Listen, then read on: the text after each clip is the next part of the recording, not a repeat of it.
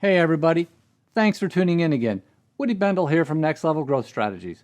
Today's tip for getting your business to its next level of profitable growth is about something that is probably the most important thing for successfully scaling your business. But it is also the most commonly trivialized, the most widely misunderstood, and often the subject of a lot of heated arguments. And I'm not talking about the kind of heat that makes one of these bad boys work. So am I getting your curiosity warmed up? Well, stick around because I know you are not going to want to miss out on today's hot tip.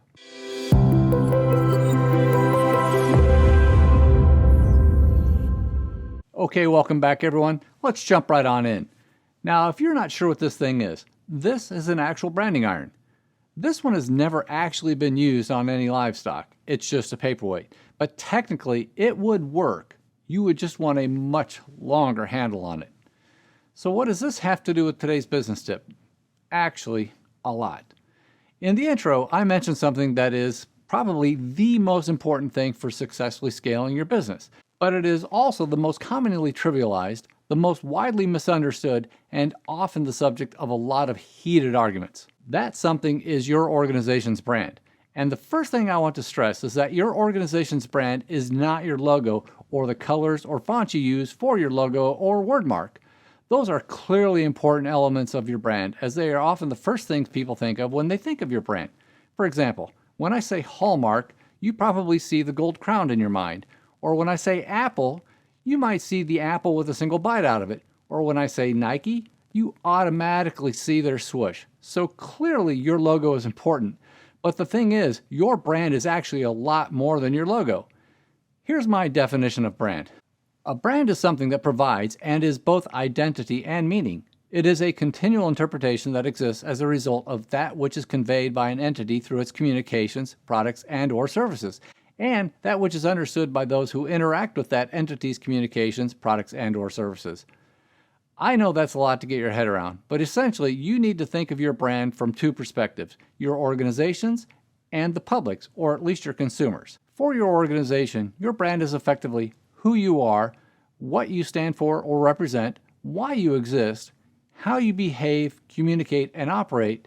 Your brand is also how you want to be seen or thought of. And for those interacting with, for example, purchasing, using, or consuming your brand, it is a commitment or promise by or from you, an aid for decision-making, an intrinsic or extrinsic reflection of who they are, a statement about what they value and believe in, a tacit or even explicit signal about how they see themselves or how they want to be seen by others. Whew. I know, right? I told you that your brand was a whole lot more than just your logo. Now, when we work with organizations, one of the first things we do is start to fill out our standard brand development template, which is based on information we find on their website or other publicly available resources. And by the way, if you'd like a copy of our brand development template, you'll find a link for it below in the description. And for our LinkedIn friends, you'll find that down in the comments. But the reason we do this is so we can better understand the organization. And another reason we do this is to understand how well they truly understand themselves. And why this is so important is because once you put your brand out into the wild or public domain, you no longer have full control of it. The best you can do is manage it. Remember, your brand means something to all of your external stakeholders, whether that be your customers or suppliers or the media. They all hold a piece of it in their minds and hopefully in their hearts. And with today's social media, anyone with an opinion, good or bad, now has a platform and a potential global audience to share that opinion. So here's our tip. Look, you have a brand, and if you want it to be a strong one, you have to manage it and manage it well. And to do this, you have to clearly and completely define your brand. You have to have alignment and support throughout your entire organization. That means everyone needs to believe the stuff you write down and put out on your website. And to build trust and loyalty, you have to execute your brand with consistency and integrity every single day, 24/7, 365. There are no days off when it comes to building a great brand. So to help you better accomplish all of this, here's our list of all of the brand elements you need to define, continually reinforce, and refine over time as needed. So are you ready? Here we go.